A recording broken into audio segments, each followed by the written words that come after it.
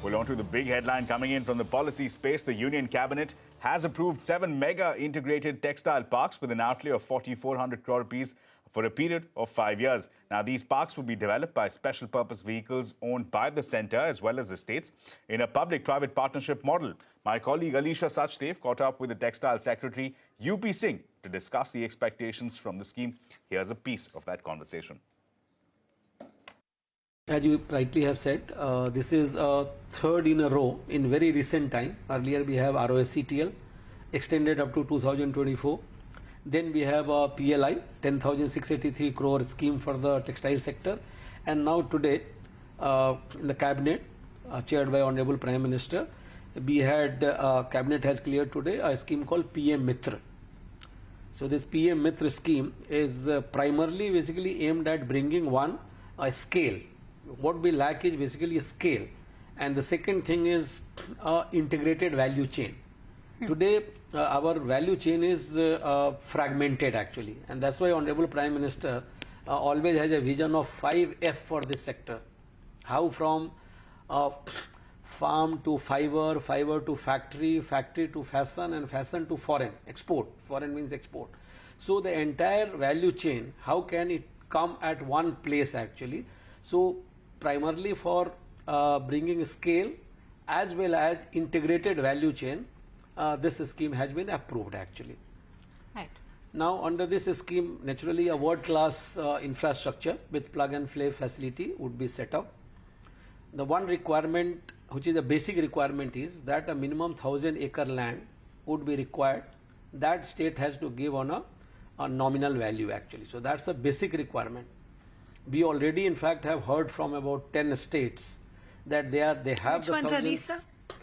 No, there are a number of states right from Tamil Nadu, Orissa, Punjab, Gujarat, Maharashtra. There are quite a few about Madhya Pradesh, Telangana, Andhra Pradesh, Assam. There are 10 states which have already written to us, but right now we are not selecting any state. The states and site would be selected based on a challenge method. You are asking for the criteria. Right. So now since the scheme has been approved, we will go for guidelines. In guidelines we lay down certain parameters on which, if there are more people interested than the 7 parks which we can give to the states, in that case we will select. Right now that would be spelled out in guidelines and how much weightage each criteria will get. But broadly I can tell you that apart from 1,000-acre land, which is a non-negotiable kind of a condition, one would be connectivity to the port, connectivity to the industrial corridor, rail connectivity, road connectivity, because connectivity is very important. Water availability, the water has to be power availability, maybe the textile ecosystem, and then what kind of labor reforms the state has taken, because this textile industry is a very labor intensive actually. So we would bring out in our guidelines that these are the criteria, this is the relative weightage. We will call for the proposals from the state governments, and whoever comes best in the challenge method, the park would be allotted to that state. Right. So the states compete with each other in that sense, and the best proposals for the 7 parks will win. Can one state have more than one textile park? See, right now, as per the cabinet approval, we have not said anything that a state can't have more than one. So it's all open right now actually. That decision would be taken at the appropriate time. Right. So then what are the indicative timelines for this process? When do you start inviting expressions of interest? And after that, how soon do we see, the ministry select states, and how soon can then work begin so that, there's a sort of timeliness to the implementation of the scheme as well? Okay. Before I answer to that, I would like to tell a little more about the scheme, in the sense that a park could be a greenfield park, it could be a brownfield park. Sure. So brownfield park are those where certain infrastructure already, either the textile specific infrastructure or otherwise infrastructure in terms of roads or electricity or water, etc., has already been built. Like you have some NICDC nodes, for example. They could be a brownfield kind of a thing, or maybe some park which is already kind of constructed over certain areas and more areas available, another 1,000 acres for the expanded. So greenfield or brownfield. Now, generally, we have estimated right now that a greenfield project would cost about, infrastructure would cost about 1700 crore.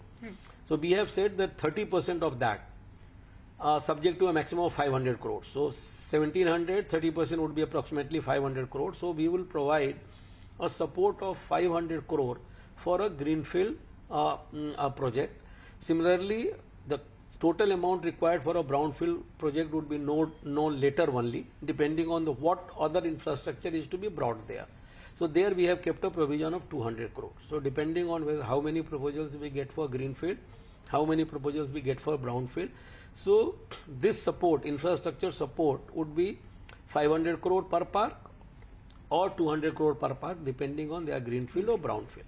But in addition to that, this would be basically for infrastructure support.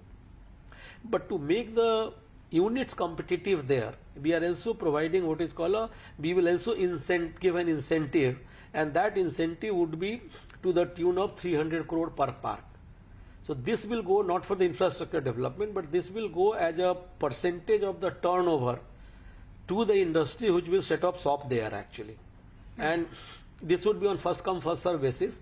Those units who come first, we would be giving them incentive.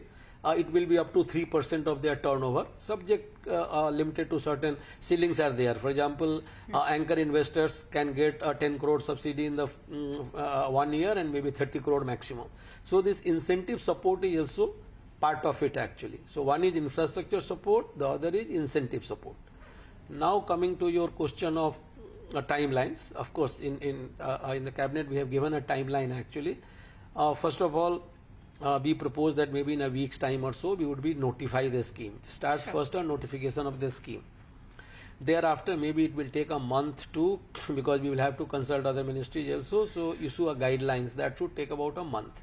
So once the guideline is finalized, then we would basically invite the proposals from the state governments. We will have to give certain reasonable time to the state government also to formulate their proposal and give it to us actually. Thereafter we will get into the evaluation, and we will evaluate and finally allot a park to a particular state. Right. There also different models. We have we have 3 models we have suggested. First of all, there would be an SPV. SPV would be state government and central government. State government will have a 51% shareholding in the SPV, and central government would have 49% share in the SPV. So for each park there would be a special purpose vehicle, and that special purpose vehicle would be overall responsible for the development of the park. But then we have suggested a preferred model would be something called a master developer model, where a master developer would be identified through a transparent process who will basically invest and develop the park actually. So a public-private partnership. Yeah, it is public-private partnership, and our preferred model would be master developer. But in some cases where this master developer for some regions we are not able to, or the state is not able to find, then we also have 2 other models called hybrid model and SPV-led model. So hybrid model is one where certain companies